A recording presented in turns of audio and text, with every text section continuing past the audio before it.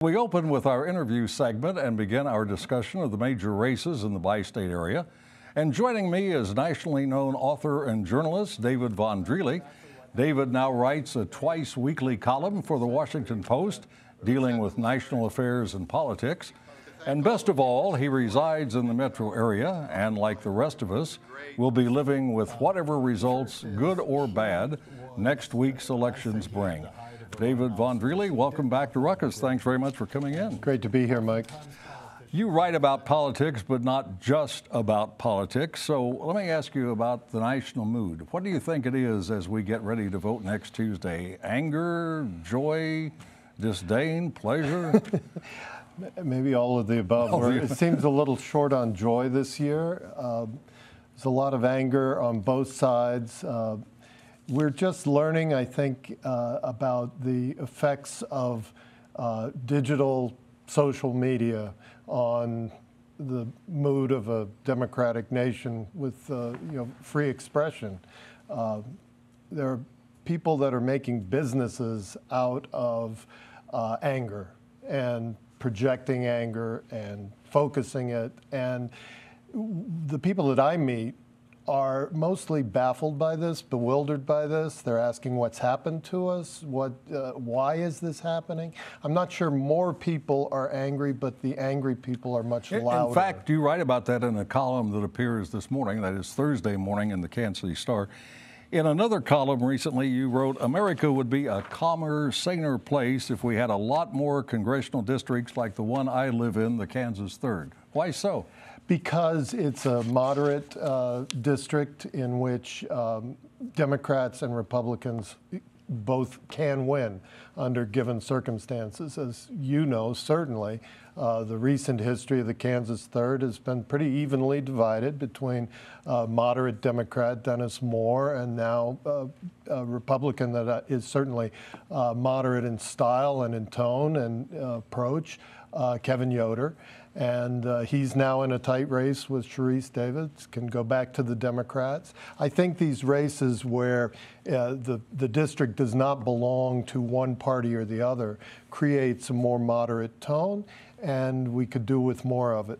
The one debate between Yoder and Davids is going to be appearing this evening on KCPT at 7:30, right after the Ruckus broadcast. You think it's fair to say that Donald Trump is the main topic in most all of these congressional elections? Absolutely. There's never been a president that I've covered, and I go back to Carter, first president I wrote about, who has been so able to drive and compel the news cycle and the attention of the public. Every one of those presidents has dreamed of being able to determine the news cycle the way President Trump does. But Trump, using the social media with his mastery of Twitter and his, I guess I'd call it shameless willingness to say outrageous things, is able to focus almost everybody's attention. He is good at self-promotion. He is. Let me ask you about some of the area races quickly. Sure. In the 3rd District, Davids and Yoder, how do you see that turning out? It appears that Sharice Davids is in command of that race. The Republicans have stopped spending party money for Congressman Yoder, and that is purely a function of suburban reaction against Trump. 3 candidates, major candidates running for governor in Kansas. Do you give the nod to Laura Kelly? I think that is a really close race. The polls suggest that Laura Kelly is up narrowly. The X factor there is the independent Greg Orman and how well he does and where his votes come from. I think he may draw more Republicans away from Kobach than people are giving credit for. And finally, in Missouri, the Senate race, incumbent Claire McCaskill, 3 decades or more in Missouri politics, and the law professor turned Attorney General Josh Hawley. That is one of the tightest races, if not the tightest race in the country.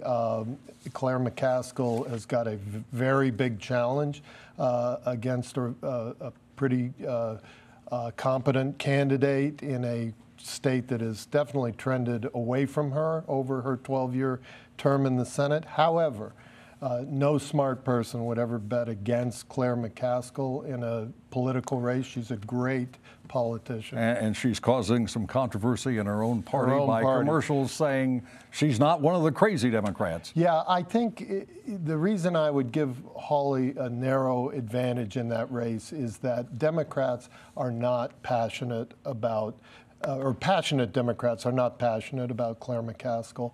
And so she needs strong turnout in Kansas City and St. Louis, and I don't really know what's going to drive that turnout. David, great to see you. Thanks so much for coming in. We'll watch for your columns in the Star and elsewhere. Thank you, Mike. That is Washington Post columnist and Kansas Cityan David Von Drehle. Now let's meet the panel and start a ruckus.